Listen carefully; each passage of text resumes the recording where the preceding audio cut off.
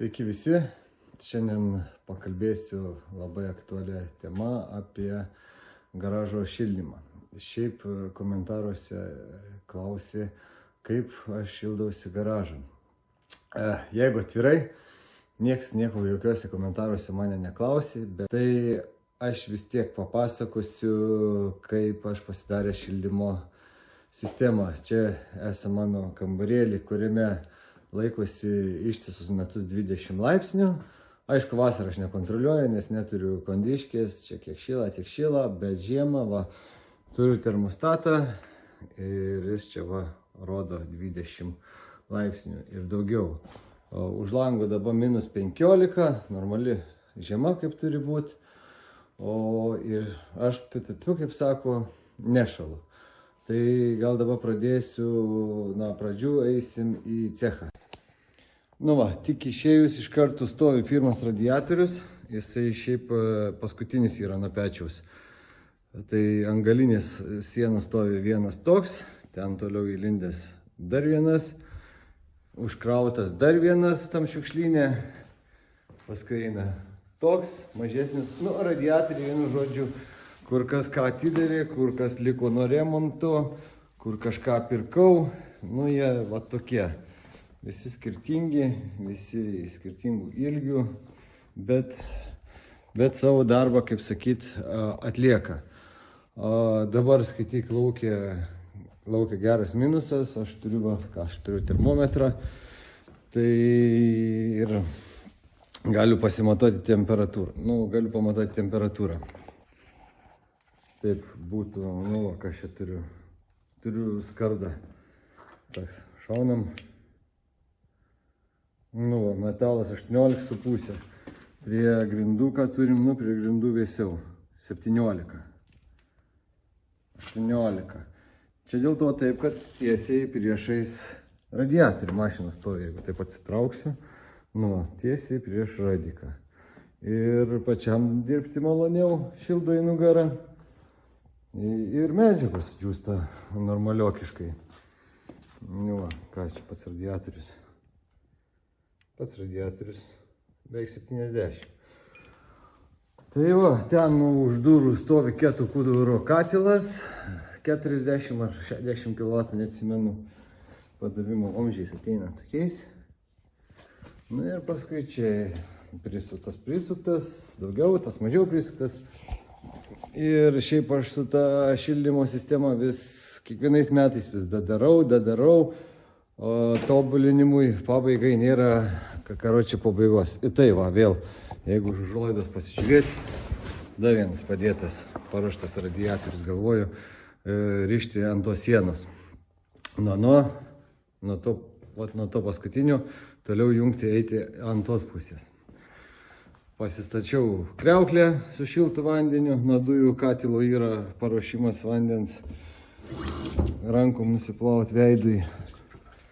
Toliau grįšiu į kambariuką. Kambarėlį, vienu žodžiu, čia situacija iš vis yra sudėtinga. Ne situacija sudėtinga, o su šildymo sistema reikalai yra sudėtingi, nes vis darau, tobulinu ir vis pradedu kažką numetu. Tai dabar čia yra, kol dienos metas, kol dirbu, šiltas vanduo ateina, karštas iš pečiaus per šitos du kraniukus ir šildo man čia visą šitą kambarį. Čia už tai dieną biški daugiau yra. Tai prikyla iki 21-22. Kad suvaldyti tą temperatūrą, esu įstaisęs tokį dar termostatą, jis jau subėgęs. Grindinis termostatas, vienu žodžiu, kuris turėtų reaguoti į šilumą, reaguoti į temperatūrą, kurią tu nustatai. Palei planą turėtų būti nustatyta 20 laipsnių, pasiekus 20 laipsnių, šitą padavimo sklendę nuo pečiaus, kur yra iš anos pusės, turi uždaryti padavimą karšto vandens ir turi nustoti šilti šitie visi radiatoriai. Bet čia tik palei planą, kol kas dar niekas taip neveikia. Toliau atšalus, nukritus temperatūrai žemiau 20, vėl atsidaro sklendimą, kaip dabar atidaryti, ir vėl pasiduoda karštas vanduo. Taip. O šitie dabar du kraneliai irgi nėra automatizuoti, šiaip pagal idėją turėtų būti, nežinau, čia turėtų būti pagal idėją, kad darinėtis jie automatiškai. Ką reiškia daryti nedės automatiškai? Dabar aš einu namo, juos visą laiką užsuku, juos abudu užsuku, kad šildytų nuo dujinio katilo. Nu ir va čia cirkuliuoja pirmin atgal per dujinį katilą. Visio. Bet norėčiau padaryti taip, kad atšalus šitiem vamzdžiam, nu va čia kažkokį termostatą turiu, kur matuoja vamzdžius. Nuvėsus šitiem vamzdžiam, juos šuk uždarytų ir pasileistų dujinis katilas. Dujinis katilas dirba nuo šito termostato. Ir karočią, ir vis iš neišlipu iš to laidynų. Pinu. Ir pabaigos nėra, bet kaip sakyt, roges reikia ruošti vasarą. Tai va, toks tas mano šildymas. Dabar jeigu bus jau tie ekstremalūs -20, -30, tai per naktį paliksiu tą dujinį šildymą, neuždaręs šitų kraniukų, tai iš dujinio katilo, o pašiluma eis į cechą. Ir tas šiltas vanduo pratekės ir pro katilą, kuris stovi tamborė, nu jis pusiau lokė, pusiau ne, neleis užšalti ir ryte rasiu normalų pliusą atėjęs. Aišku, dujų pagers belė kiek, bet nu ką padarysi, dirbti reikia. Bet yra kita pusė, cecho pusė. Ta prasme yra nešildomas kameros cechas. Yra baisiai šalta ir čia dirbti neįmanoma. Rodo čia 0,3 ar 3, bet čia kameros paklaida yra dar.